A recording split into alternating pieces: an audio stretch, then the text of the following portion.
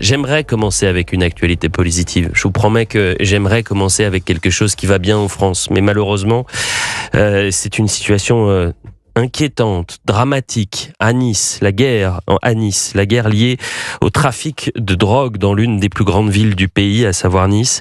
Hier soir, dans le quartier des Moulins, qui n'est pas un quartier simple, faut le dire, mais c'est un quartier où il y a 8000 habitants dans Nice, a fait une fusillade, a fait au moins 2 morts et 5 blessés. Cette triste réalité, elle se déroule sous nos yeux, avec malheureusement des histoires dramatiques qui se répètent.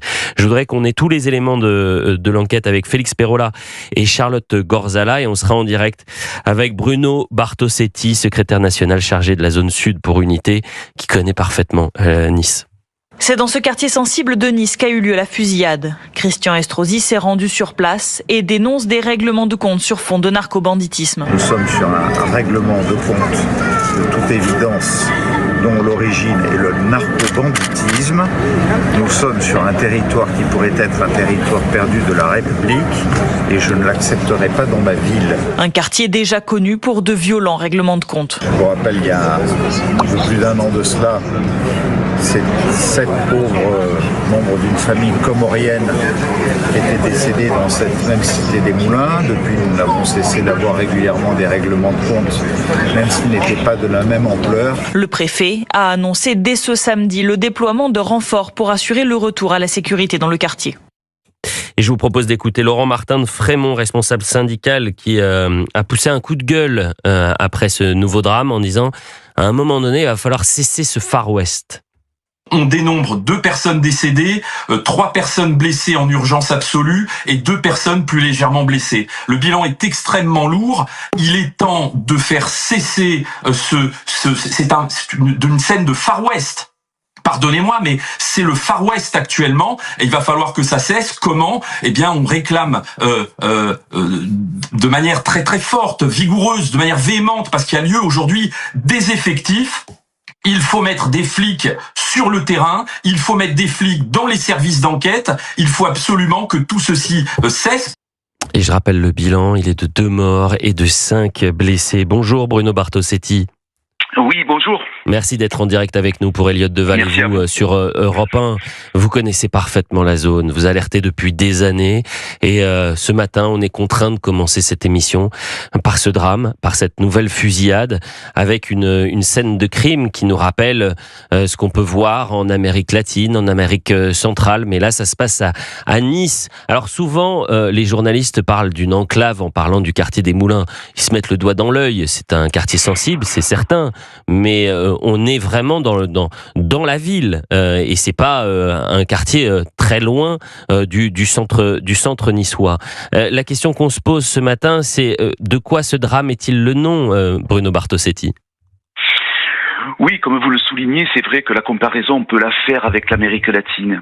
Pourquoi ? Parce que le fonctionnement est le même s'il y a moins de règlements de compte, on est dans ce même fonctionnement, et puis après on peut élargir, comme on l'a déjà dit, sur le blanchiment, la corruption, etc.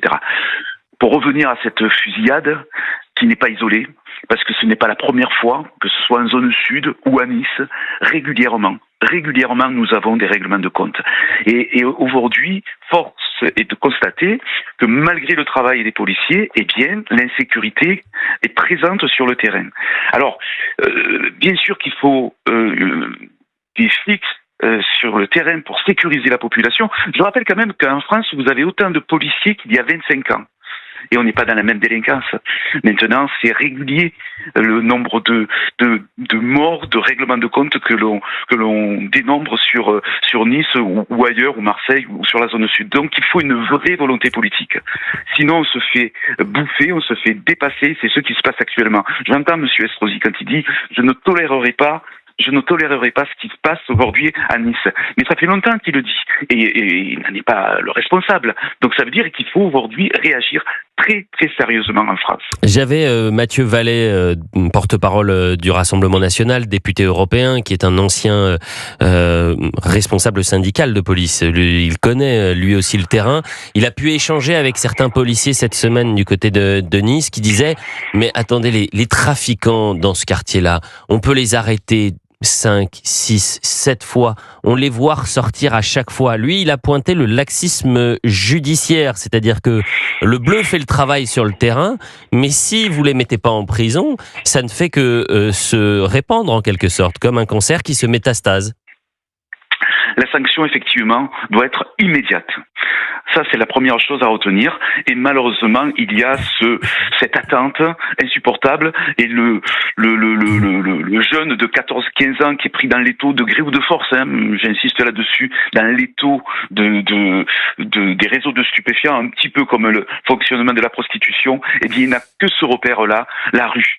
Et si on ne l'isole pas, mais même lorsqu'il est mineur, le gars, on doit l'isoler, le mettre dans des centres d'éducation fermés. On ne peut pas aujourd'hui, même avec une sanction immédiate d'ailleurs et peut-être un peu sévère, je l'espère que ça qu'on y viendra, eh bien on sait que malheureusement le trafic continue. Donc au-delà des sanctions pénales qui doivent être beaucoup plus sévères et rapides, il faut aller plus loin en volonté politique pour freiner ce fléau qui est les réseaux de stupes à Nice comme ailleurs. Vous restez avec nous bien évidemment, Bruno Bartosetti. Si vous souhaitez réagir en direct sur Europe 1, 01 80 20 39 21 avec cette question, et c'était la formule d'un de vos confrères, Laurent Martin de Frémont, responsable syndical du côté du Sud-Est, qui a dit on a des scènes de Far West. Est-ce que selon vous, dans certains quartiers de France, finalement, vous pouvez comparer ces scènes avec ce qu'on pouvait voir dans les films, ces fusillades? Est-ce que c'est le Far West? Est-ce qu'on a basculé dans un narco-territoire, dans certains territoires français? Georges Fenech, je me tourne vers vous. Oui. C'est vrai que, vous savez, on emploie souvent cette expression du côté des politiques. On fait la guerre contre le trafic de drogue. La guerre, elle est là, en fait. Elle est sur notre sol. Sauf que lorsque le procureur de Marseille, devant une commission d'enquête sénatoriale, dit « nous sommes en train de perdre la guerre », il se fait sermonner par le garde des Sceaux, Éric Dupond-Moretti à l'époque, qui lui reproche d'avoir dit ça. Il avait dit la vérité, et sous la foi du serment. On a pris beaucoup de retard. Bon, il se trouve que ces derniers temps, effectivement, on sent qu'il y a quand même une prise de conscience et une action. On veut pour preuve la création d'un parquet national anti-drogue, anti-criminalité, également des dispositifs législatifs aujourd'hui de procédures d'enquête plus efficaces comme le statut de repenti emprunté aux Italiens, par exemple. De même, la création de ces prisons haute sécurité comme celle de Vendin-le-Vieil où le trafiquant ne peut plus continuer son activité depuis sa cellule. Donc, on voit bien qu'il y a quand même aujourd'hui une prise de conscience. Reste que, et là où M. Bartosetti a raison, c'est que la justice, en première, en premier intervenant sur notamment les dealers, les petits dealers, les mineurs, n'apporte pas une réponse pénale suffisamment dissuasive. C'est tout le problème. Donc, il y a encore beaucoup de progrès à faire. Et puis les Français sont lassés, Thomas Bonnet, des coups de communication. C'est bien de dire qu'on est en guerre contre le narcotrafic, on parle plus de narcotrafic mais de narcoterrorisme. Vous avez le maire de Nice actuellement, Christian Estrosi, qui s'est rendu sur place hier soir, qui dit « je ne tolérerai pas ce qu'il s'est passé ». On a l'impression que ces discours-là, depuis des années, ils se répètent, mais rien ne bouge. Et c'est ça qui sidère les Français. Vous avez raison, et je pense que quand on parle du mot guerre, il faut adapter les lois à cette réalité-là. Quand vous êtes en guerre, vous prenez des dispositions pour faire face à cette guerre. La loi narcotrafic, elle est plutôt positive, elle va dans le bon sens. Je note quand même qu'il y a des dispositifs qui ont été censurés par le Conseil constitutionnel, qui avaient été saisis par des élus de gauche. Donc même sur ce sujet-là, on voit qu'il y a encore des gens qui ne tirent pas dans le même sens. Moi, je pense qu'il faut des mesures maximalistes, parce que sinon il sera trop tard. Et à ce moment-là, on sera au pied du mur et on devra effectivement aller très loin dans la réponse. Et je pense que personne n'a envie de ces réponses-là, donc il faut les anticiper. Juste sur la réponse judiciaire, je vais vous raconter une anecdote. Il y a quelques années, je faisais une enquête sur les téléphones portables dans les prisons. Il se trouve que j'ai rencontré à cet égard un ancien prisonnier qui avait passé quelques années derrière les barreaux, qui était plutôt quelqu'un d'important dans les réseaux criminels justement liés au narcotrafic. Il me raconte que du moment où il met le pied dans la prison, il a tout ce qu'il veut qui l'attend. C'est-à-dire qu'il a déjà un réseau qui est présent dans cette prison, qui lui propose en fait à peu près tout ce dont il aurait besoin dans sa cellule. Donc déjà, à partir de ce moment-là, vous comprenez bien que la réponse pénale, quand elle est prononcée, ce qui n'est pas toujours le cas, même cette réponse-là, elle est absolument pas dissuasive en fait. Oui, mais c'est bien pour ça que Gérald Darmanin a mis en place les quartiers de haute sécurité, Vendin-le-Vieil, et on voit à quel point il est difficile quand on est garde des Sceaux de mettre des mesures drastiques et de les présenter. Il avait face à lui des ligues de droits de l'homme, des syndicats, des responsables politiques, des avocats. Il a failli être devant la Cour de justice de la République. Bref, on voit à quel point c'est compliqué. On reste avec vous, cher Bruno Bartosetti. On sera en direct dans un instant avec Frédéric. On revient dans un instant. Oui, on parlera justement du Hamas dans quelques instants et de la libération, l'espoir d'une libération des otages. Mais restons sur l'actualité en France.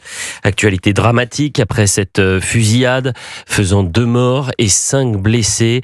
Ça s'est passé hier dans un quartier dit sensible de Nice, le quartier des Moulins. Là aussi qui est régulièrement connu, tristement connu, pour des faits liés au trafic de stupéfiants. On est avec Bruno Bartosetti en direct, secrétaire national chargé de la zone sud pour le syndicat de police Unité, mais on est aussi avec Frédéric. Bonjour Frédéric. Bonjour Elliot et merci de me prendre à l'antenne. Je voulais aussi vous féliciter toute l'équipe de vous et de CNews parce que vous êtes les derniers qui ont un peu de courage, ce qui n'est pas évident. Écoutez, non, on n'est pas les seuls. Il y a le JDD, il y a Europe 1, il y a le JD News, il y a le Figaro, il y a Valeurs Actuelles. Il faut saluer tout le monde, bien évidemment. Alors, c'est tout le monde, mais je mettais tout le monde dans mon expression. Vous avez bien fait. Merci de nous soutenir, cher Frédéric. Vous savez, c'est viscéral quand on voit ce qui se passe dans ce pays. Écoutez, moi je suis atterré de voir cette lâcheté, parce qu'il y a une lâcheté. Alors on n'arrête pas de prévoir des textes, machin. Bon, il y a rien. Il y a rien de fait. Cette histoire de trafic de drogue, et derrière, vous avez en filigrane l'islamisme. Faut pas se leurrer derrière le fond du problème. Il est là. Écoutez, on est là. Qu'est-ce qu'on a? C'est comme si on avait un verre d'eau pour éteindre un incendie. Tout le moindre truc, on craint, on a peur. Il faut pas. Écoutez, moi je me demande. Qui fait la part belle là-dedans? Qui tire la marron du feu? Parce que, écoutez, franchement, voir une telle lâcheté, alors je dis pas les pouvoirs publics, ils n'ont rien, la police n'a aucun moyen. Quand on a affaire à des gens comme ça, comme on disait, c'est la guerre. C'est la guerre. C'est pas, oui, attention, vous vous rendez compte, qu'est-ce qui va se passer? Enfin bon, c'en est. Mais je comprends pas comment on est arrivé là. Je pense qu'il y a des lois, à ce moment-là, si ça va pas, on prend l'article 16 et puis on tape dedans une fois pour toutes et on n'en parle plus. Mais là, regardez, c'est un pas en avant, 2 en arrière, pas de moyens, Retailleau va là, machin va là-bas, on vous sent désabusé, cher Frédéric. Ce qui est intéressant... Allez-y. Je suis surtout en révolte, et ce qui m'attriste, c'est cette lâcheté. La police, elle peut rien faire. Quant à la justice, il y a quelques magistrats, bien sûr, intègres, mais malheureusement, quand on voit ce qui se passe, mais si vous voulez, c'est dramatique de voir une telle situation. Et on est là, le tremblant, la peur de ce qui va se passer. Honnêtement, la police, la justice doivent être craints. C'est pas maintenant, on ne craint plus la police. Alors qu'est-ce que vous voulez que je vous dise? On lui a laissé tout, on lui a enlevé tout pouvoir, et c'est dramatique. De toute façon, dans la vie, quand on veut être respecté, il y a 2 choses. Faut soit être aimé, soit être craint. Et on est là, ni l'un ni l'autre. Après, vous dites que la police ne peut rien faire sur le terrain, mais j'ai bien compris ce que vous vouliez dire. C'est-à-dire que face à la vague, la police peut être en difficulté, surtout que régulièrement, les forces de l'ordre interpellent, vont démanteler des points de deal, mais sauf que quand vous avez des personnes qui sont interpellées, est-ce qu'elles sont directement derrière les barreaux? C'est pas forcément le cas. Et lorsqu'on est un petit délinquant et qu'on voit qu'on est interpellé 10 fois et qu'à la 10e fois on n'est toujours pas mis derrière les barreaux, vous passez du petit délinquant au grand délinquant et vous n'avez pas peur de prendre des armes, et voilà ce qui est en train de se passer du côté de Nice. Mais ce qui arrive à Nice arrive malheureusement dans les plus grandes villes françaises et parfois dans les zones rurales. C'est partout. Bien sûr. C'est partout. Bien sûr. C'est partout. Moi, je suis sur Bordeaux, mais la situation est la même. Si vous voulez, le problème, c'est qu'on a, on est coincé par toutes ces, je sais pas, cette mentalité de soumission, parce qu'on est vraiment, c'est terrible de voir ça, de voir ce pays. Moi, je dis, il y a ces gens-là. D'ailleurs, c'est même pas la prison. On a des terres bien loin au milieu de la mer. Il faut déporter tout ça. Avant, vous aviez en France des interdits de séjour. Quand vous aviez un délinquant, un ancien souteneur ou machin comme ça, quand il sortait de prison, d'abord il était interdit de séjour dans les villes de plus de tant d'habitants et terminé. Bon, déjà. Et sans ça avant, écoutez, moi je regrette qu'on avait Cayenne. Et croyez-moi, ceux qui en revenaient, ils s'étaient calmés. Bon, écoutez, Frédéric, c'est votre position. On dit Europe 1, c'est une parole libre, c'est une parole plurielle. Peut-être que certains seront d'accord avec vos idées, d'autres seront peut-être heurtés par ce que vous proposez. Mais M. Darmanin a annoncé la transformation de la grande prison de Cayenne en quartier aussi de haute sécurité. Faut le savoir. Oui. Thomas Bonnet.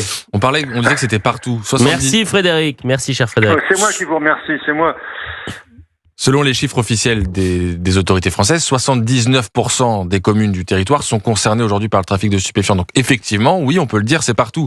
Maintenant, la question qu'on peut se poser, c'est comment on récupère ces territoires. Le quartier des Moulins, il y a bien un moment où il va falloir que l'autorité de l'État s'y exerce à nouveau. Ça fait 10 ans que c'est un quartier prioritaire, le quartier des Moulins. Du quartier, parce que ça, on a bien vu que ça marchait pas, les quartiers prioritaires de la ville. Ça fait 10 ans, c'est plus de 110 milliards dans toute la France qui ont été investis dans les quartiers dits prioritaires. Depuis 2017. Depuis 2010. Bruno Bartosetti, vous êtes toujours avec nous. C'est intéressant parce que Thomas Bonnet parlait justement de comment on peut remettre un peu d'ordre dans ces quartiers. En une minute, qu'est-ce qu'on pourrait faire, Bruno Bartosetti, pour que la population qui subit ce trafic de drogue, qui subit cette insécurité, qui subit ces scènes de guerre, qu'est-ce qu'on peut leur dire ce matin pour qu'elles soient rassurées, qu'il y ait une sorte d'espérance à travers notre émission et les propositions que vous pourriez faire, Bruno Bartosetti?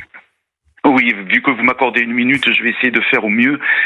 Très rapidement, c'est de mettre des effectifs à long terme sur le terrain pour sécuriser la population. Faire venir une compagnie de CRS pendant 15 jours montre des résultats. Ça veut dire que si on les avait toute l'année, on aurait des résultats. Ça, c'est la première chose. Et la deuxième chose, c'est qu'il faut travailler sur les réseaux de stupéfiants dans tous les secteurs, sur le consommateur, sur le blanchiment, sur la corruption, sur la délinquance, sur bien sûr les sanctions judiciaires. Prenons exemple sur ce qui s'est passé en Italie ou en Espagne, où on regardait ces pays par le passé comme des pays où il y avait une forte délinquance. Ça s'est inversé. Donc il y a des possibilités, non pas pour gagner le combat, parce qu'on ne le gagnera jamais. Jamais on ne le gagnera, mais si on ne réagit pas, on va perdre. C'est-à-dire quand je dis on ne va jamais gagner, on doit pouvoir faire baisser et freiner ce fléau de réseau de stupes dans tous les secteurs que je viens de développer. Eh bien écoutez, un grand merci Bruno Bartosetti.